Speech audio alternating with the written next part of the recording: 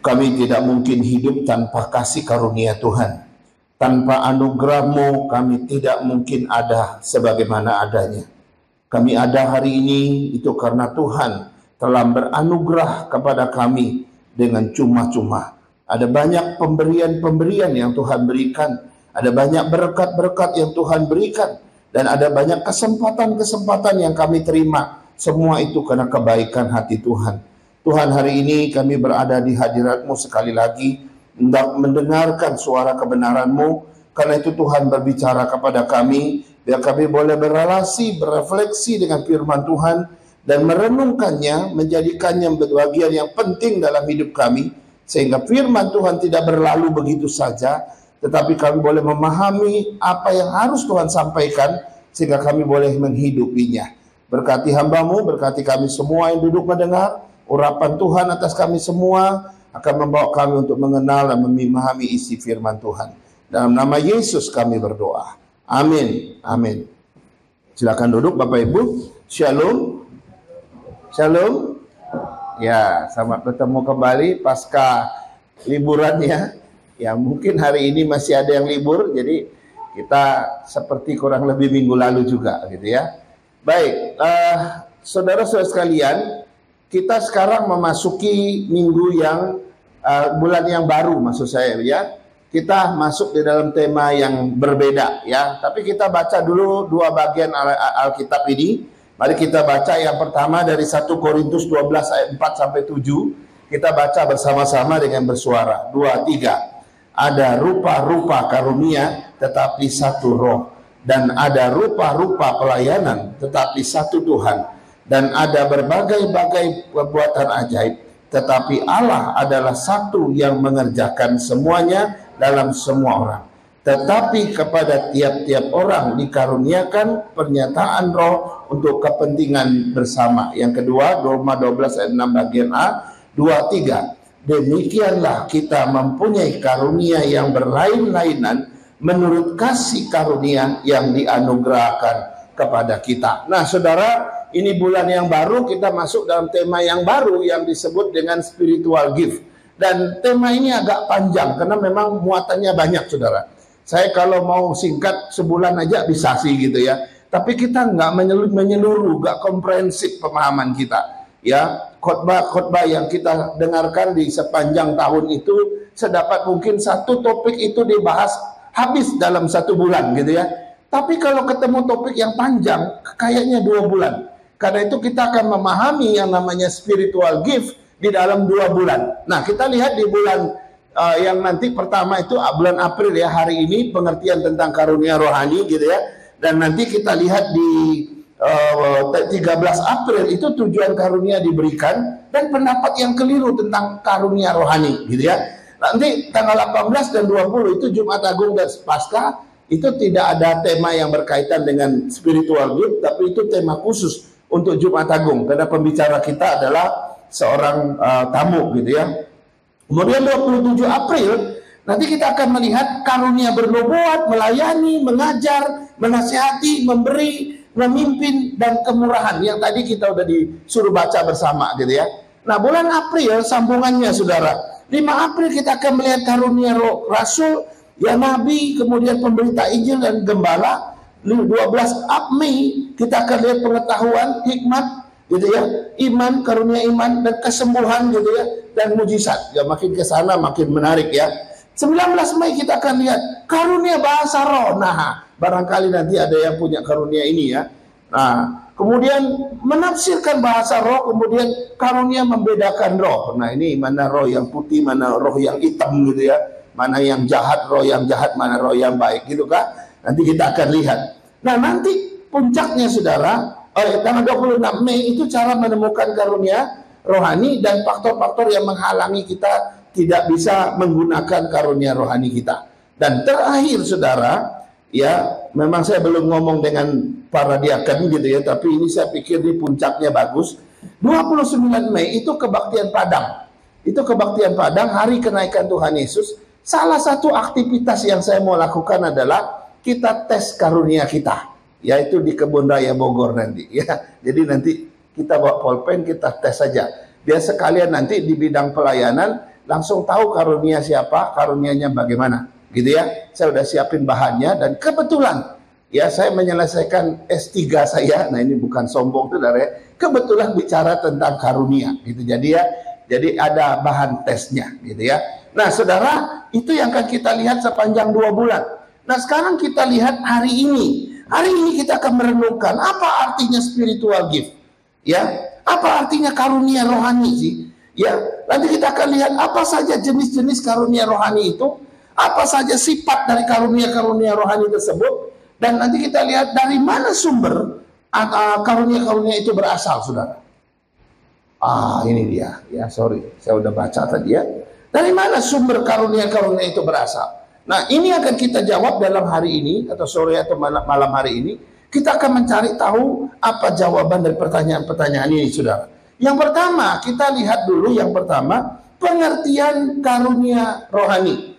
Pengertian karunia rohani, saudara, kata karunia itu berasal dari satu kata yang disebut dengan karunia atau disebut dengan bahasa aslinya karis, ya. Karisma dan karis. Karisma itu bahasa kata yang biasanya, tapi karis itu adalah bahasa atau kata dasarnya. Jadi karisma itu kata dasarnya adalah karis, saudara. Nah, karisma atau karis ini artinya apa? Nah, ini artinya, ya karisma atau karis itu berarti anugerah Tuhan atau karunia-karunia atau hadiah, atau bisa juga diartikan pemberian dari Tuhan. Ya, itu disebut dengan karisma atau karis dalam arti kata dasarnya. Nah, saya baca dalam satu ayat firman Tuhan yang tadi kita udah baca, udah baca ya. Demikianlah kita mempunyai karunia yang berlain-lainan menurut kasih karunia yang dianugerahkan kepada kita.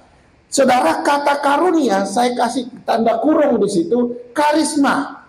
Jadi kalau kita mau pakai bahasa aslinya, demikianlah kita mempunyai karisma.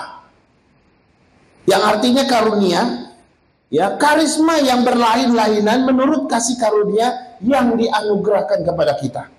Artinya bahwa karunia rohani itu yang disebut karisma berasal dari kata dasar karis tadi, itu kita punya berlain-lainan ya yang diberikan Tuhan kepada setiap kita, saudara. Jadi kata karunia di dalam ayat ini memakai kata karisma atau karis ya, yang artinya itu tadi ya. Ya, karunia, anugerah, hadiah atau pemberian-pemberian. Jadi kalau ada orang bilang, wah orang itu sangat berkarisma ya. Jadi itu artinya apa sekarang? Kalau saya bilang, wah itu orangnya berkarisma luar biasa. Berarti dia seorang yang berkarunia luar biasa. Bisa juga disebut seorang yang bertalenta rohani luar biasa. Jadi kalau orang menjuluki seseorang, ini orang berkarisma, ada wibawa rohani dia. Wah, itu karena ada karunia-karunia yang luar biasa yang dia punya. Sehingga kita memandang dia punya wibawa rohani, punya kelihatan ada kuasa di sana, ya ada karisma. Itu artinya karunia-karunia yang Tuhan berikan kelihatan pada orang itu. Itu artinya, ya. Jadi maka kalau kita lihat di dalam tadi itu artinya. Nah sekarang dalam perkembangan katanya, ya dalam perkembangan kata gitu ya, karisma itu tadi, saudara, maka kemudian menjadi jamak. Jamak itu artinya menjadi karismata. Nah, karismata itu artinya apa? Artinya banyak, artinya jamak, itu artinya. Sehingga kalau karismata diterjemahkan, ya, maka itu artinya karunia-karunia rohani. Diulangi dua ya. Pemberian-pemberian Allah. Ada bermacam-macam karunia. Atau rupa-rupa karunia. Atau karunia yang berlain-lainan. Nah, kalau sudah membentuk jamak, banyak, maka itu disebut karismata. Nah, coba kita lihat dalam Roma 12 ayat 6a tadi. Demikianlah kita mempunyai karunia yang berlain-lainan. Dia memang pakai kata karisma, tetapi menjadi karismata karena banyak karunia, menunjuk jamak di situ. 1 Korintus 12 ayat 4 bagian A juga berkata begini, ada rupa-rupa karunia yang tadi kita udah baca di teks kita. Jadi ada rupa-rupa, artinya banyak, jamak. Maka itu diterjemahkan dengan kata atau dipakai kata karismata, ya. Jadi itu dia artinya, karunia-karunia, bermacam-macam karunia, rupa-rupa karunia, karunia yang berlain-lainan. Artinya banyak dan jamak. Itu menunjuk bahwa karunia rohani itu bukan satu. Karunia rohani itu bukan sekedar satu atau tunggal, enggak. Karunia rohani itu ada macam-macam jenisnya. Nanti kita akan lihat di situ, gitu ya. Nah, ada satu yang menarik yang harus kita bedakan, bahwa antara karisma, ya, dengan antara karis dan karim, ya, ada dua istilah itu dua kata dasar yang menunjuk dua hal yang berbeda. Kalau karis itu bicara tentang karunia, maka karim itu menggunakan kasih karunia, saudara. Ya, kasih karunia atau juga anugerah. Itu mirip-mirip, saudara. Tapi penekanannya berbeda. Nah, antara karunia dengan kasih karunia itu dua hal yang berbeda. Coba saudara lihat aja ya ayat yang ini tadi ya, ayat yang ini ya. Coba kita lihat ya. Demikianlah kita mempunyai karunia, karisma, karena ini yang berlain-lainan maka jadi karismata. Yang berlain-lainan karena jamak banyak menurut kasih karunia. Loh, ini ada kata karunia, di sini ada kasih karunia. Berarti karunia dengan kasih karunia ini dua hal yang berbeda. Maka kalau di sini pakai kata karis, di sini pakai kata karim, yang artinya ya karisma juga, tapi yang satu diterjemahkan kasih karunia. Berarti apa? Karunia ini yang merupakan karunia-karunia rohani ini, itu bagian dari kasih karunia.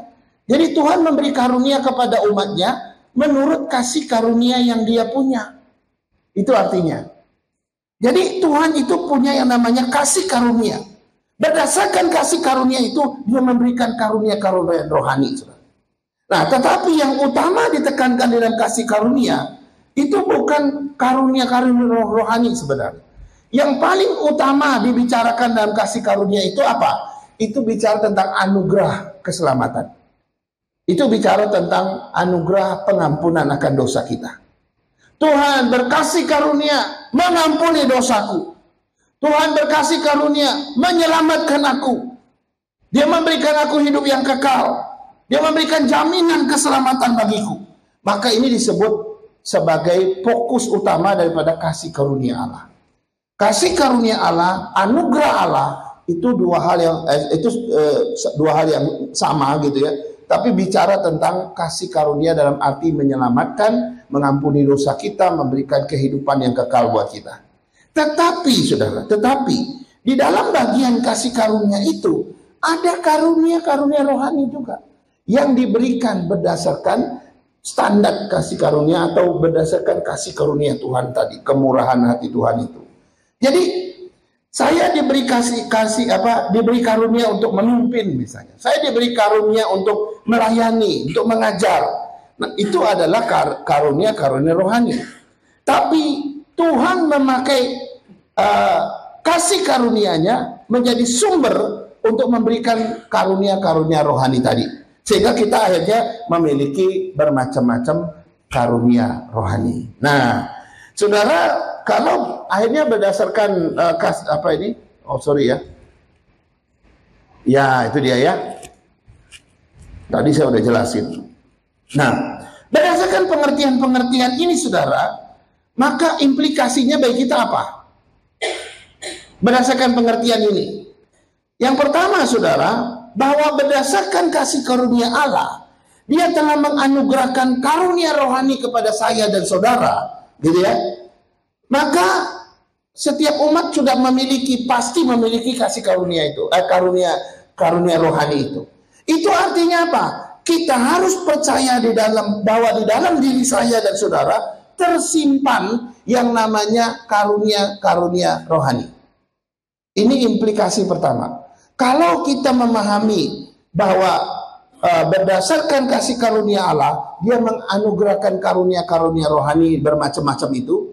Maka implikasi pertama, saya harus percaya di dalam diriku ini, di dalam hatiku, hidupku ini, pasti tersimpan yang namanya karisma, yaitu karunia rohani. Nah, masalahnya kita bisa tahu nggak apa ya karuniaku, gitu kan? Karuniaku ini apa ya? Yang pertama apa? Yang kedua apa?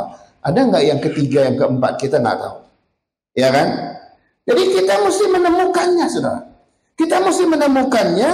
Lalu kalau sudah kita temukan, pastikan, maka itu bisa dikembangkan, bahkan juga digunakan untuk pelayanan. Nanti ini akan kita tes nanti tanggal 29 Mei akan datang, ya.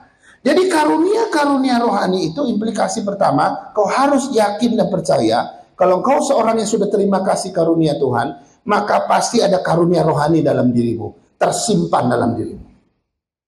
Banyak orang Kristen yang menyimpan kasih karunia Tuhan, menyimpan karunia-karunia rohaninya, sehingga mohon maaf ya, banyak orang yang mandul di gereja.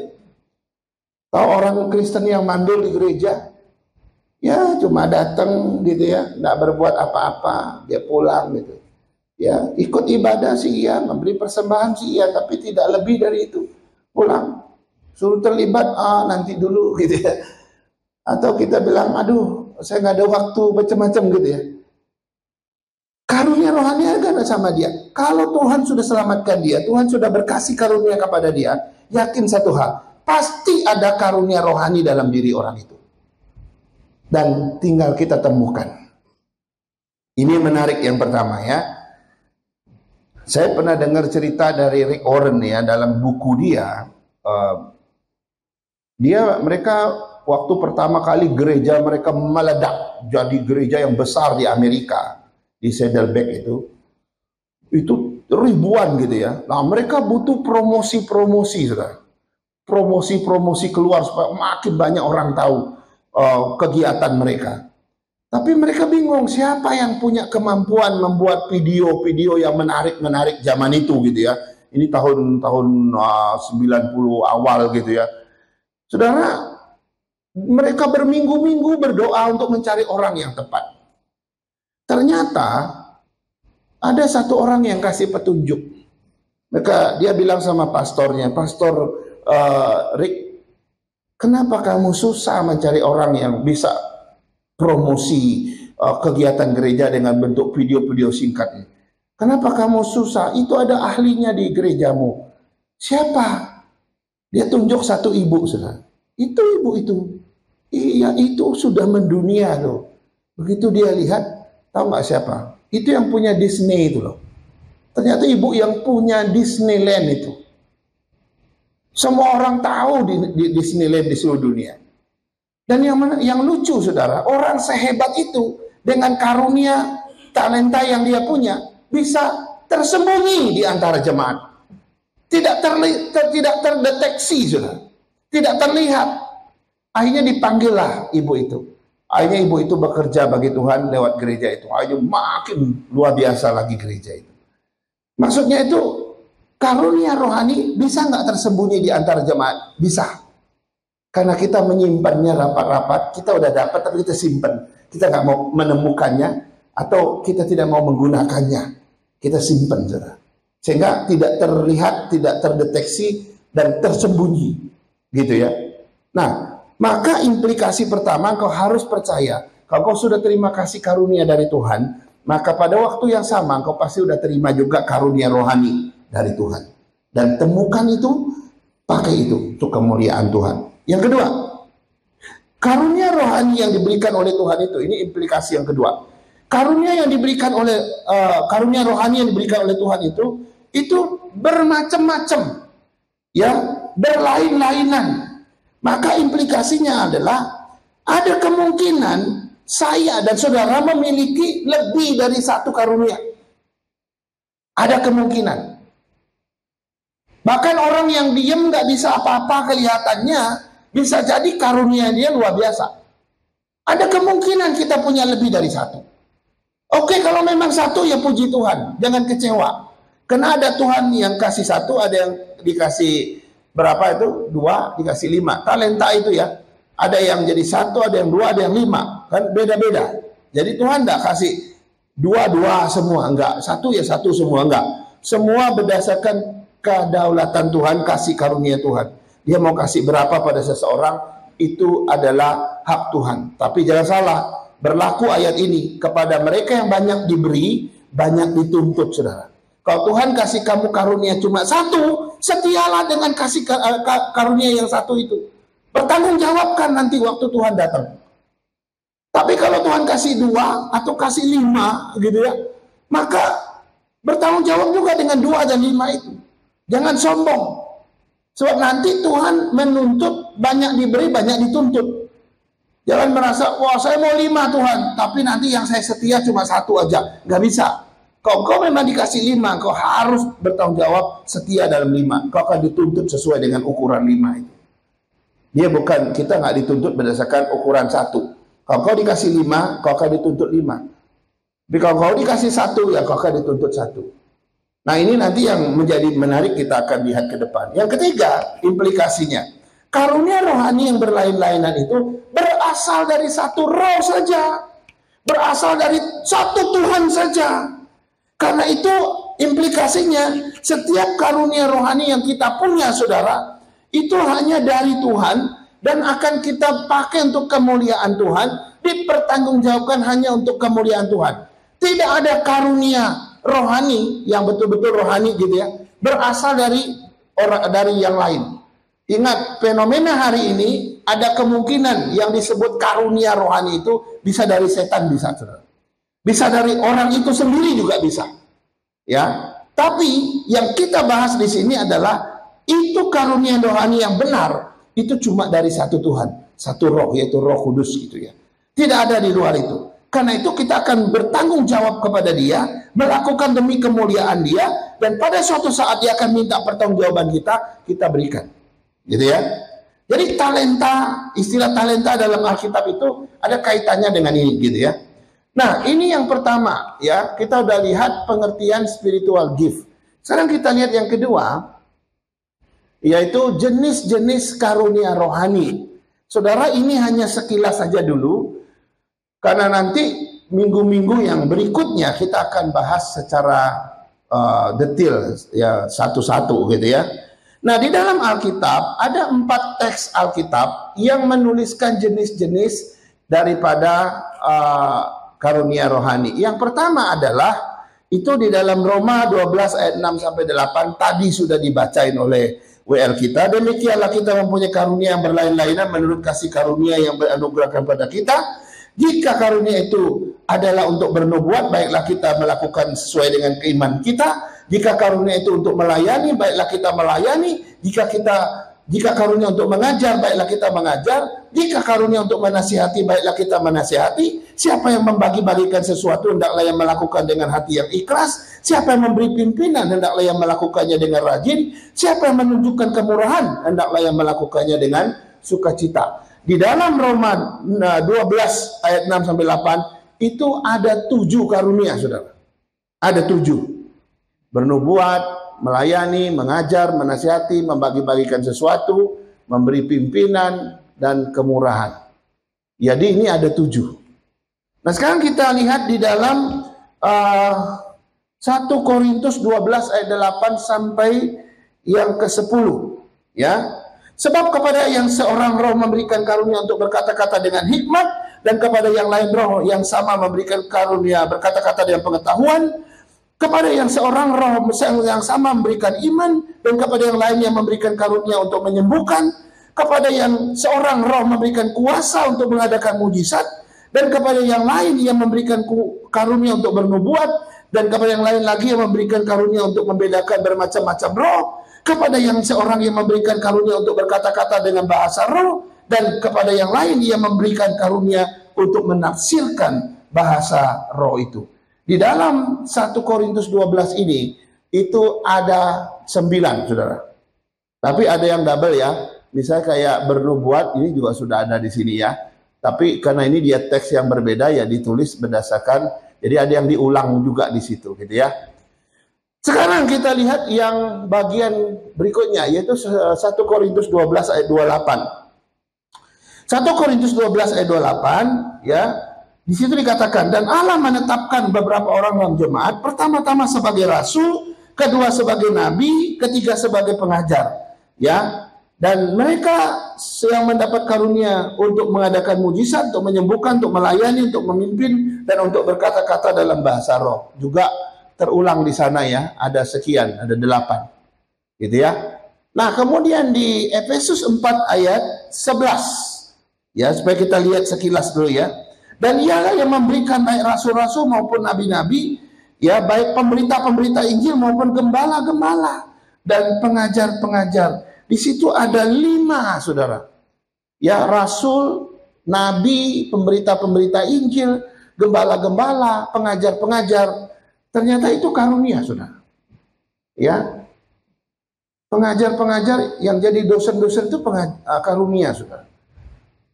Pemberita-pemberita Injil yang menjadi pemberita Injil ke seluruh dunia, kemana aja. Mereka maunya jalan terus cari orang untuk diberitakan Injil. Itu ada karunianya sendiri. Kemudian sebagai gembala, ternyata itu juga ada karunianya sendiri.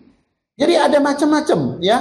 Nanti rasul dan nabi kita akan bahas nanti berikutnya. Nah, saudara, ada 4 sumber ini, ya. Jadi total ada 19 atau 20 ya. Jenis karunia rohani yang diberikan Tuhan kepada umatnya. Ada kemungkinan kita punya 1 atau punya lebih dari 1. Dan itu sudah diberikan dan pasti sudah diberikan di dalam setiap diri orang percaya yang sudah menerima anugerah keselamatan dari Tuhan. Yang sudah menerima kasih karunia dari Tuhan. Nah, sekarang kita lihat asal-usulnya, saudara. Asal-usul atau sumber dari karunia rohani itu dari mana? Ya, itu dari mana? Nanti kita akan lebih detail nanti kalau kita bahas satu-satu gitu ya. Saudara, berdasarkan yang tadi bacaan kita ini, saudara, kita bisa tahu dari mana asal-usulnya. Ya, 1 Korintus 12 ayat 4-7 tadi, ada rupa-rupa karunia, tetapi satu roh, dan ada rupa-rupa pelayanan, tetapi satu Tuhan. Dan ada berbagai-bagai perbuatan ajaib, tetapi Allah adalah satu yang mengerjakan semuanya dalam semua orang.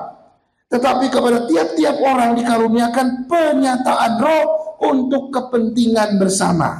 Nah, saudara, semua rupa-rupa karunia rohani itu berasal dari satu roh saja, atau dari satu Tuhan saja. Satu roh di situ bukan iblis ya, tapi itu Roh Kudus gitu ya.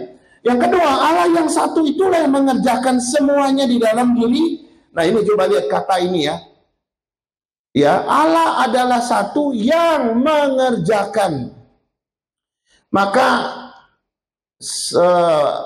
ada yang memakai kata mengerjakan ini diterjemahkan mendistribusikan. Berarti semua karunia yang 19 tadi itu atau 20 tadi itu, siapa yang mendistribusikannya? Itu adalah Allah. Karena dia adalah sumbernya. Maka dia yang mendistribusikannya. Kepada si A dapat apa, kepada si B dapat apa, kepada si C dapat apa. Dia mendistribusikannya. Itu menunjukkan Allah adalah sumber dari karunia itu. Tidak ada cerita iblis mendistribusikan karunia. Juga tidak ada catatan dalam Alkitab para rasul, para nabi, para pendeta. Cuma sekarang ada para pendeta yang aneh ya. Juga ikut-ikut mendistribusikan, saudara. Kalau ada pendeta yang terimalah karunia ini, karunia itu, seolah-olah dari dia gitu ya. Kalau itu konsepnya mewakili Tuhan masih oke lah. Tapi ada yang sangat-sangat menyesatkan, saudara. Seolah-olah pendeta itu bisa mentransfer karunia dia kepada karunia yang lain. Saudara, ini pasti melawan firman Tuhan. Karena yang bisa mendistribusikan cuma Tuhan yang sebagai satu sumber, source utamanya. Teman saya pernah cerita gitu ya. Pendeta panggil aktivis ke depan gitu ya. Lalu dia mengapa istilah mereka itu mentransfer juga impartasi, ada istilahnya keren-keren mereka. Supaya nanti kuasa yang dipunyai Elia juga nanti dipunyai Elisa, gitu ya, dalam kitab Nabi. Mereka pikir semua bisa seperti itu, gitu ya. Tidak bisa, saudara. Karunia rohani hanya dikerjakan oleh Tuhan yang satu, Roh yang satu. Hanya didistribusikan oleh Roh yang satu. Ya, artinya Allah Tritunggal itu terlibat di sana. Nah, ada satu yang menarik, saudara. Yang menarik itu apa? Ketika dia mendistribusikan ya rupa-rupa karunia yang ada 19 atau 20 tadi itu. Yang menarik sekali, setiap karunia rohani itu selalu berkaitan dengan salah satu pribadi dari Allah Tritunggal. Ini menarik. Mungkin kita jarang mendengar ini. 19 karunia rohani yang diberikan oleh Tuhan itu. Setiap karunia rohani itu pasti dikaitkan dengan salah satu oknum dari 3 Allah Tritunggal itu, saudara. Menarik kan? Saya ambil contoh nih. Saya ambil contoh. Karunia bernubuat. Coba kita lihat dalam PL dan PB. Siapa yang biasa bernubuat? Para nabi bernubuat, betul. Tetapi kalau kita menaik ke atas, siapa yang kasih nubuat itu kepada nabi? Allah Bapa, saudara. Kata bernubuat itu adalah Allah Bapa. Kalau kita mengerti bernubuat hari ini, bukan seperti bernubuat dalam PL lagi. Karena bernubuat dalam PL dengan bernubuat dalam perjanjian baru itu beda. Bernubuat dalam perjanjian lama itu bicara tentang sesuatu yang akan terjadi. Iya, Nabi itu ngomong bahwa tanggal sekian Yerusalem akan hancur gitu ya. Pada tahun sekian. Itu dia dapatkan firman itu dari Tuhan, dia omongin. Dan akhirnya tahun berapa tergenapilah nubuat itu. Itu dalam perjanjian lama. Tapi dalam perjanjian baru maknanya itu diperluas, saudara. Bahwa bernubuat itu bukan lagi seperti nubuat dalam PL, bukan hanya segitu, bukan hanya itu. Tetapi dalam PB, setiap kali orang memberitakan firman Tuhan, kalau engkau menyampaikan firman Tuhan, baik lewat khotbah, lewat Bible study, itu bicara tentang karunia bernubuat. Karena inti daripada karunia bernubuat adalah kita menerima firman, kita teruskan firman itu. Maka orang yang beraktivitas menyampaikan firman Allah kepada orang lain, itu disebut karunia bernubuat. Maka kayak saya khotbah hari ini, saya sedang menggunakan karunia bernubuat, menyampaikan firman Tuhan kepada kita. Apa yang Tuhan berikan dalam hati saya. Nah, saudara bisa lihat di situ. Yang kedua, karunia mengajar. Siapa dalam PB atau dalam PL yang sering mengajar? Tuhan Yesus kan. Dia mengajar di sinagog-sinagog, di tepi pantai, di atas perahu dia mengajar, di mana saja dia mengajar. Maka karunia mengajar itu punya korelasi dengan Yesus. Salah satu pribadi kedua daripada Allah Tritunggal. Berikut, karunia melayani. Siapa yang berkaitan dengan karunia melayani? Siapa yang Alkitab maksudkan dia datang bukan untuk dilayani tetapi untuk melayani? Siapa ini? Tuhan Yesus. Karunia bahasa lidah, bahasa roh. Siapa yang mengaruniakan karunia itu? Kaitannya dengan siapa? Roh Kudus. Ini kalau betul dari dia loh ya. Karena ada juga bahasa roh yang dari iblis itu ada ya. Mujizat. Karunia apa lagi? Macam-macam. Ternyata setelah diteliti para ahli, setiap karunia yang 19-20 jenis tadi itu selalu ada kaitannya dengan salah satu oknum, salah satu pribadi dari Allah Tritunggal, saudara. Menarik kan? Karena itu karunia ini gak main-main. Nanti saya akan lihat sifat daripada karunia itu yang membuat kita ngeri, saudara. Ya. Ini yang kedua. Sekarang kita lihat yang ketiga.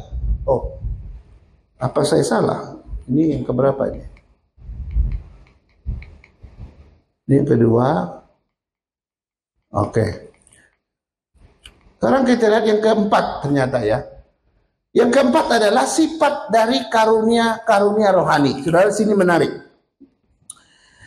Ada dua sifat dari karunia rohani. Yang pertama itu, karunia rohani itu bersifat supranatural, saudara.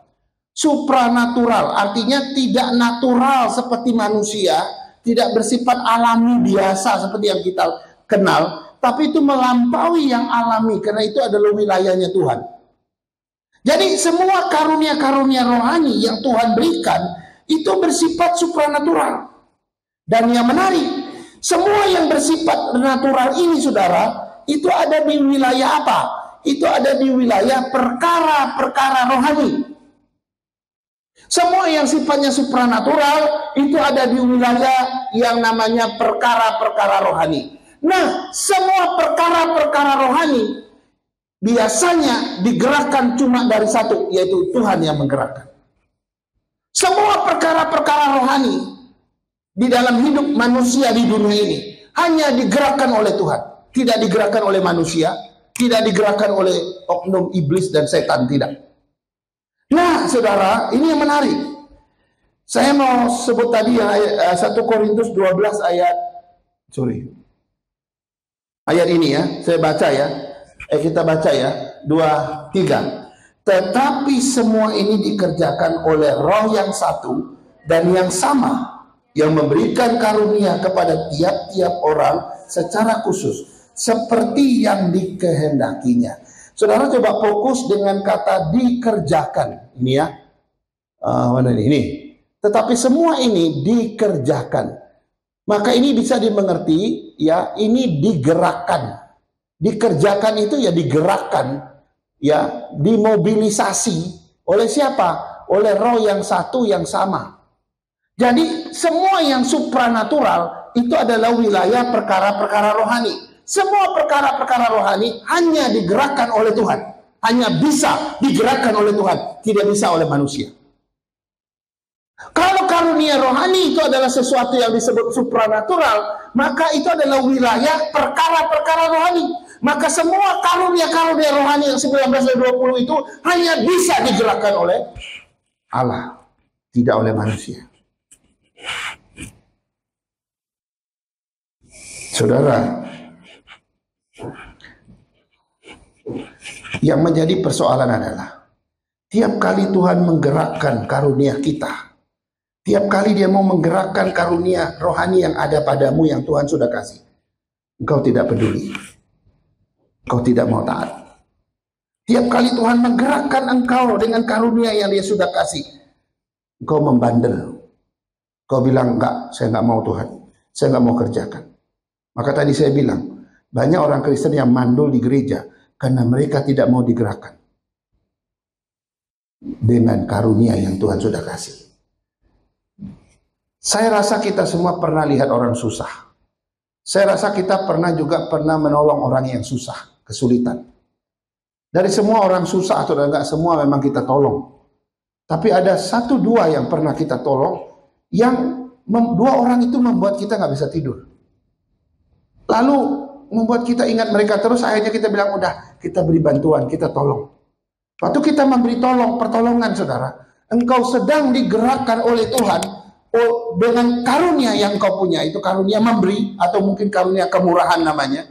Kau sedang digerakkan oleh Tuhan untuk mengerjakan pekerjaan itu dengan karunia itu, sehingga ketika engkau memberikan pertolongan kepada orang yang susah dan kesulitan itu, engkau akhirnya merasa sukacita, damai sejahtera. Dulu saya pernah besuk di daerah dekat Kemanggisan, saya lupa. Gitu kami keluar naik motor dari zaman itu ya, naik motor gitu. Saya lihat ada satu kakek-kakek gendong anaknya. Anaknya ini sudah dewasa, saudara. Mungkin seusia lebih besar dari siapa ya? Dari anaknya Ibu Meeng masih lebih besar lagi. Pokoknya dia gendongnya, ada kakinya aja udah di sini, kepalanya di sini, udah gede anak itu. Dia gendong gitu. Begitu sekilas kami lewat, wah kenapa kakek itu gendong cucunya kok? Cucunya sudah segede gitu. Langsung saya bilang, stop dulu kita lihat kenapa dia. Ini untuk kami berhenti, saya bilang, Ya, eh, Be, kenapa Be? Gendong cucu ya atau siapa? Iya, cucuku dia lagi tidur. Kayaknya anak cucunya itu memang agak kurang-kurang dikit. Tapi saya tanya, mau kemana Babe? Dia bilang saya mau ke mana gitu. Pokoknya di pinggiran Jakarta. Kalau nggak Depok atau daerah mana. Terus mau naik apa? Ya mau cari angkot lah. Tapi angkot belum ada di sini. Mau sampai ke jalan besar dulu. Waduh. Langsung terenyuh gitu rasa hati. Akhirnya kita bilang, ya sudah. Kita antar dulu sampai di situ ya. Kita cari angkot sampai angkotnya datang. Kemudian ongkosnya kami kasih. Kita tunggu sampai benar-benar dia udah jalan sesuai dengan tujuan dia. Gitu ya. Jadi kadang-kadang Tuhan menggunakan karunia-Nya itu dia menggerakkan kita. Masalahnya kita nggak peka. Kita nggak peka ketika Tuhan menggerakkan itu. Tiba-tiba kita ingat seseorang yang dalam kesulitan misalnya, yang sedang bergumul gitu ya. Tapi udahlah kita kalahkan pikiran itu, kita buang, kita mau pikir yang enak-enak saja. Padahal kau sedang digerakkan nih. Tapi kita nggak mau dengar, kita nggak mau taat, kita nggak mau melakukannya. Makanya karunia itu terus tersimpan dalam hati kita. Dan yang lebih celaka saudara, kalau Tuhan menggerakkan kita, kita nggak mau taat. Itu salah satu masalah. Masalah kedua adalah hati-hati. Ada orang yang juga bisa menggerakkannya, bukan Tuhan. Tadi saya bilang, perkara-perkara rohani hanya bisa digerakkan oleh Tuhan. Perkara-perkara yang supranatural hanya bisa digerakkan, dimobilisasi oleh Tuhan, tidak oleh manusia. Tapi hari ini saudara, ada pendeta yang bisa menggerakkan begitu. Bisa mewakili Tuhan saudara. Semalam Tuhan ngomong sama saya, ya, jemaat harus mempersembahkan transfer besok jam 12 siang atau jam berapa itu? Harus bisa transfer besok perpuluhan jam sekian. Kalau tidak, ada ancamannya saudara. Ya, jemaat harus begini, harus begitu. Makanya usahamu bangkrut karena kamu nggak pernah kasih perpuluhan kan. Makanya usahamu bermasalah karena kamu tidak pernah setia ke gereja untuk berdoa kan. Wah, kalau mendengar yang pertama itu masih adem gitu. Tapi dengar ancamannya ini saudara. Seolah-olah ini pendeta bisa seperti Tuhan menghakimi kita, menggerakkan itu saudara. Adik angkat saya dulu dia jual kue sama istrinya. Dia beli, dia pernah ajak saya beli apa itu mixer untuk bikin kue itu gede gini saudara. Mixer itu di mana itu di Gelodok, bawa ke Bangka. Dia jual kue, dia bagi bawa kue itu ke kampung-kampung saudara. Satu kali entah mereka lagi jalan ke pantai, pulang ke rumah, 2 mixernya yang gede itu hilang. 2 gasnya, kompornya juga hilang saudara. Apa nggak langsung bingung gimana mau masak kue besok, bagaimana mau makan, nggak bisa masak. Mendengar peristiwa itu saudara, pendetanya datang kunjungan sama semuanya. Belum juga lama bicara di depan pintu, langsung semuanya bilang begini, kamu jarang ke gereja, makanya hilang, Tuhan izinkan hilang gitu. Ngeri enggak saudara? Kalau Tuhan gerakan, ayo kita taat. Tapi kalau manusia gerakan, digumulin dulu saudara. Hati-hati ya. Ada banyak hal yang model begini gitu ya. Nah ini yang pertama. Bersifat supranatural karena digerakkan oleh roh yang sama, roh yang satu. Karena ini masuk dalam perkara-perkara rohani yang supranatural. Jadi semua yang namanya karunia-karunia rohani itu adalah hal yang adalah bagian bersifat supranatural dan hanya bisa digerakkan oleh Tuhan. Dan saya yakin Tuhan pasti menggerakkan itu setiap hari dalam hati kita. Sehingga kita tidak ada alasan, saya nggak pernah tahu kalau Tuhan menggerakkan hati saya. Nah, kamu aja yang nggak belajar peka.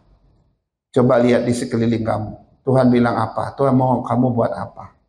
Dan ingat, Tuhan tidak pernah menuntut kita terhadap sesuatu yang Dia tidak berikan pada kita. Kalau sesuatu yang sudah Dia berikan, itu aja yang Dia tuntut. Dia nggak tuntut lebih dari itu, saudara. Ini luar biasa. Yang kedua, sifatnya adalah bersifat tetap dan tidak tetap. Ya, Karunia-karunia rohani itu ya bersifat tetap dan tidak tetap. Artinya ada sebagian yang bersifat tetap, ada sebagian yang tidak bersifat tetap. Ada sebagian bersifat permanen pada diri seseorang, tapi ada yang bersifat tidak permanen pada diri seseorang. Ya, ada sebagian yang tetap, ada sebagian yang tidak. Pertanyaannya apa saja yang bersifat tetap atau permanen dalam diri seseorang? Saya coba memberikan list ya, ada beberapa ini. Yang pertama bernubuat ya. Kalau orang sudah memiliki karunia ini, dia terus mau memberitakan firman. Melayani juga begitu, mengajar juga begitu, menasihati, dia terus digerakkan Tuhan untuk melakukan, memimpin, kemurahan, pengetahuan, ya. Lagi di sini hikmat, iman, pemberita-pemberita Injil, gembala-gembala, rasul, nabi, walaupun rasul dan nabi sudah tidak ada, tapi fungsi rasul dan fungsi nabi masih ada sampai hari ini. Jadi nabi dan rasul itu sudah nggak ada. Jangan berpikir wah rasul zaman sekarang. Kalau ada Rasul Paulus zaman hari ini, waduh, heboh di satu dunia, saudara. Tapi Nabi dan Rasul itu sudah lewat masanya. Tetapi fungsi Nabi dan fungsi Rasul itu yang diberikan kepada para hamba-hamba Tuhan. Ya, itu yang masih ada. Nah, ini yang tetap, saudara. Lalu ada yang tidak tetap. Nah, kesembuhan. Karunia kesembuhan itu nggak selamanya kau bisa langsung ketemu orang sakit pasti sembuh sama kita. Enggak. Semua tergantung pada kehendak Tuhan kok.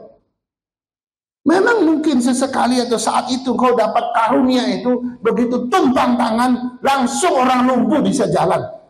Tapi kasus kedua belum tentu begitu. Ya, yang kedua, mujizat. Mujizat yang kita lakukan, saudara, nggak selamanya ada.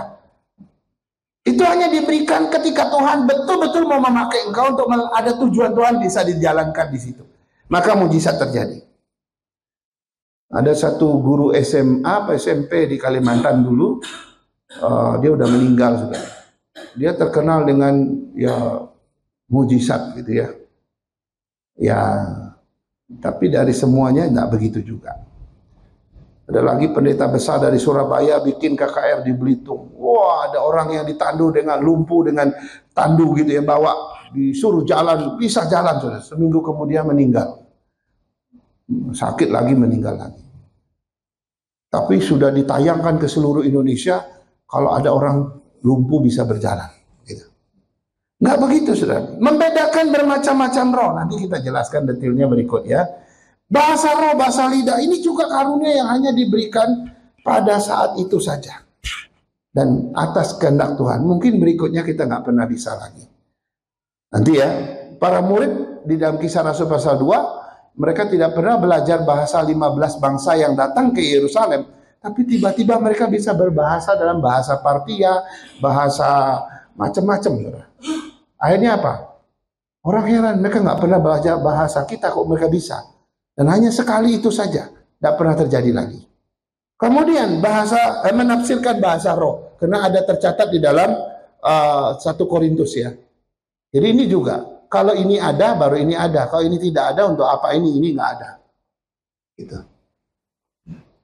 Nah, coba kita baca, semua yang saya bilang tadi ini, saudara, yang 14 sama yang 5. Ini 19 jadinya totalnya ya. Ada yang menetap, ada yang tidak tetap ya.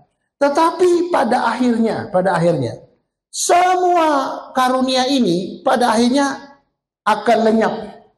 Ya, berdasarkan pernyataan Paulus di dalam 1 Korintus 13 ayat 8 sampai 10. Coba kita baca. Kita baca bersama-sama. 2, 3. Kasih tidak berkesudahan. Nubuat akan berakhir. Bahasa roh akan berhenti, pengetahuan akan lenyap, sebab pengetahuan kita tidak lengkap dan nubuat kita tidak sempurna. Tetapi jika yang sempurna tiba, maka yang tidak sempurna itu akan lenyap. Pada akhirnya semua ini lenyap, saudara, kecuali ada satu, yaitu kasih. Nah, kasih ini karunia enggak? Kasih ini jauh lebih besar. Tapi di dalamnya ada indikasi karunia. Misalnya karunia membagi-bagikan sesuatu, karunia memberi, karunia kemurahan, ada di dalam kasih. Maka yang tetap selamanya adalah kasih. Sampai nanti kita ketemu Tuhan di surga, yang ada cuma kasih. Tidak ada lagi yang lain-lain yang kita bahas di sini. Jadi menarik. Bahkan Rasul Paulus di dalam 1 Korintus 13 ayat 13 dia mengakhiri kalimat dengan begini. Demikianlah tinggal ketiga hal ini, yaitu iman, pengharapan, dan kasih. Dan yang paling besar di antaranya ialah kasih. Karena iman akan berhenti, pengharapan juga akan berhenti ketika kita ketemu muka dengan muka Tuhan, gitu ya. Kita nggak perlu lagi berharap-harap. Oh, udah ketemu Dia kok. Kita juga nggak perlu lagi iman. Kenapa? Nah, kita sudah ketemu Dia kok. Tapi kasih masih akan ada selama-lamanya. Baik, saudara. Terakhir kita mau lihat pendapat beberapa tokoh tentang yang namanya karunia rohani. Yang pertama, Agustinus dari Hippo. Dia bilang begini. Ya. Karunia rohani adalah manifestasi dari Roh Kudus yang bekerja di dalam diri orang percaya. Jadi karunia rohani itu ya sebenarnya saya sebut salah satu manifestasi atau bentuk dan cara Roh Kudus bekerja dalam diri orang percaya. Kalau engkau mengaku percaya, kalau engkau seorang yang sudah terima anugerah keselamatan, kasih karunia Tuhan, ya, maka salah satu bentuk yang bisa dilihat sebagai pekerjaan Roh Kudus ya di dalam diri seseorang adalah adanya penggunaan karunia-karunia rohani. Ini menurut Agustinus. Yang kedua, menurut Martin Luther. Menurut Martin Luther dia bilang begini, karunia rohani adalah tanda-tanda kehadiran Tuhan dalam kehidupan orang percaya. Ini mirip. Tadi manifestasi pekerjaan Roh Kudus, sekarang tanda kehadiran Tuhan. Jadi kita tidak lihat orang itu apa, tapi itu tanda, salah satu tanda. Ya, tidak semuanya ya, tidak cuma salah satu. Kemudian ada lagi seorang yang bernama John Calvin. John Calvin bilang begini, karunia rohani adalah bukti pertobatan dan iman seseorang kepada Tuhan. Ya, kalau ada orang yang memiliki karunia rohani, pasti dia sudah diselamatkan Tuhan. Dia sudah terima anugerah keselamatan, pasti dia sudah mengalami pertobatan. Maka muncul karunia-karunia rohani itu. Wayne Grudem, ya, seorang yang bernama Wayne Grudem juga berkata begini, semua karunia rohani yang disebutkan dalam Alkitab masih tersedia bagi gereja sampai saat ini. Karena ada dua pandangan, saudara. Ada satu pandangan sesionism namanya. Mereka bilang karunia itu sudah berhenti pada zaman Yesus. Nggak ada lagi karunia-karunia mujizat-mujizat itu udah nggak ada lagi. Tapi banyak teolog-teolog Injili yang bilang enggak, masih ada sampai hari ini kok. Makanya orang karismatik paling senang. Ya, mujizat masih ada. Itu sebetulnya untuk menjawab golongan yang mengatakan bahwa semua karunia, mujizat atau apapun itu sudah berhenti pada zaman Yesus, gitu ya. John Wesley bilang begini, karunia rohani adalah alat yang digunakan Tuhan untuk membangun gerejanya dan mengabarkan Injilnya ke seluruh dunia. Saudara, kalau tidak ada karunia, nggak ada orang hebat bisa pergi ke seluruh dunia memberitakan Injil. Karena kegiatan memberitakan Injil itu sangat berkaitan dengan karunia yang Tuhan sudah kasih. Sebab itu seperti alat, ya, seperti tool yang harus kita pakai menggunakannya. Terakhir, seorang yang bernama Billy Graham yang sangat terkenal, dia berkata begini, karunia rohani diperuntukkan untuk kepentingan pelayanan Kristen dan harus dipakai dengan bijaksana demi membangun orang lain. Ya, ini menarik ya. Jadi kiranya Tuhan menolong kita, memberkati kita dengan pengertian dan pemahaman yang benar, sehingga kita tidak lagi disesatkan. Mari kita berdoa. Bapa Surgawi, kami bersyukur dan berterima kasih atas firman Tuhan yang sudah kami dengar. Seringkali kami tidak taat dan tidak setia dengan gerakan-gerakan yang Tuhan lakukan dalam hati kami. Kami bahkan sengaja mengalihkan perhatian kami kepada yang lain, yang lebih menarik menurut pandangan kami, atau yang lebih menguntungkan bagi kami. Kami bahkan mungkin juga sering melarikan diri dari tanggung jawab di mana Tuhan menggerakkan itu. Tuhan, ampunilah sikap arogan kami, sikap keras hati kami. Kami mau rendah hati, kami mau dipakai Tuhan. Kami mau setiap kali Tuhan menggerakkan hati, kami mau menjalankannya. Pakai karunia yang ada pada kami. Jika ada di antara kami yang belum tahu karunia-Nya, Tuhan bawa dia menemukannya. Dan sehingga kami yakin bahwa karunia itu akan kami pakai untuk kemuliaan Tuhan. Berfirmanlah terus dalam hati kami oleh Roh Kudus-Mu. Dan walaupun hamba-Mu telah berhenti, tapi Roh Kudus akan menjelaskannya lebih dalam lagi kepada setiap kami. Dalam nama Tuhan Yesus kami berdoa. Amin. Amin.